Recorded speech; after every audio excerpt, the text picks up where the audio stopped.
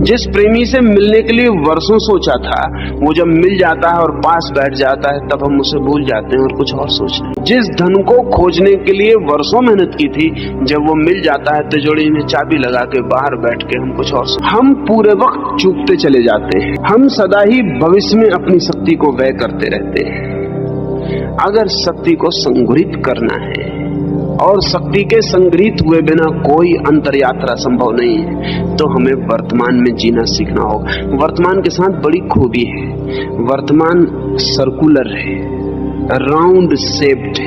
एक नदी है, वो वन डायमेंशनल है, वो भागी जा रही है, वो पूरे वक्त भागी जा रही सागर की तरफ।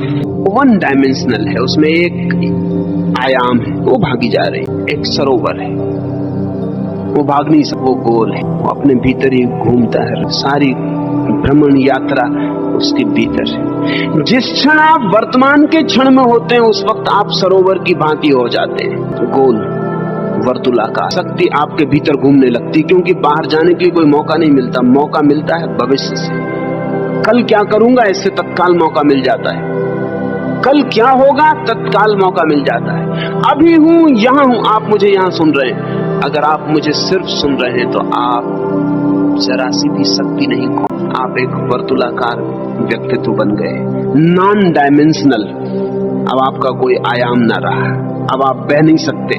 अगर सिर्फ सुन रहे हैं, अगर सुनने के साथ सोच रहे हैं तो आप थक जाएंगे, आपकी शक्ति क्षीण होगी। अगर मैं सिर्फ बोल रहा हूं तो मैं थकने वाला नहीं हूं। अगर मुझे बोलने के साथ सोचना भी पड़ रहा है तो मैं थक जाऊंगा। अगर कोई भी क्रिया पूरी हो रही है तो शक्ति नहीं खोती, शक्ति संग्रहित होती है।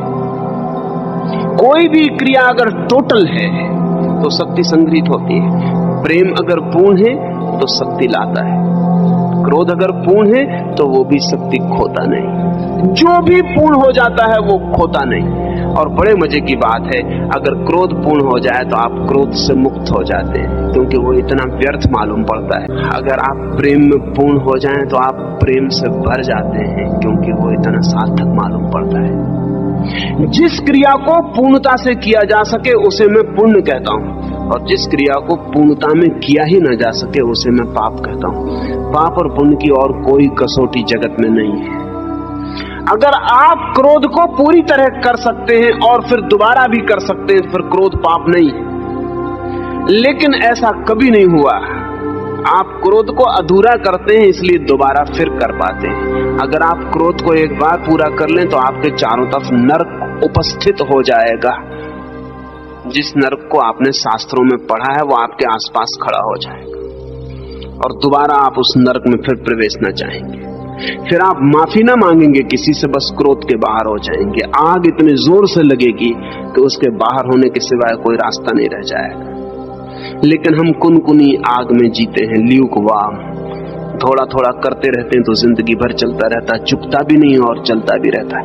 नर्क पूरा बन जाए तो स्वर्ग में जाने में देर नहीं, लेकिन नर्क भी हम इतने धीरे धीरे बनाते हैं कि वो कभी पूरा नहीं बन पाता, उससे छुटकारा नहीं होगा। इसलिए पहला सूत्र आपसे कहता हूं अकाम की यात्रा के लिए और काम के ऊर्ध्व गमन के लिए, वो है प्रतिपल जीना।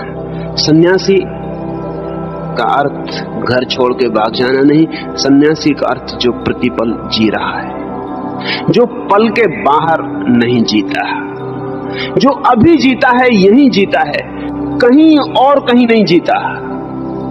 जो भी व्यक्ति ऐसी चित्त दशा में आ जाए वो सन्यासी। सन्यास का अर्थ है to be in the present, to be in the living moment.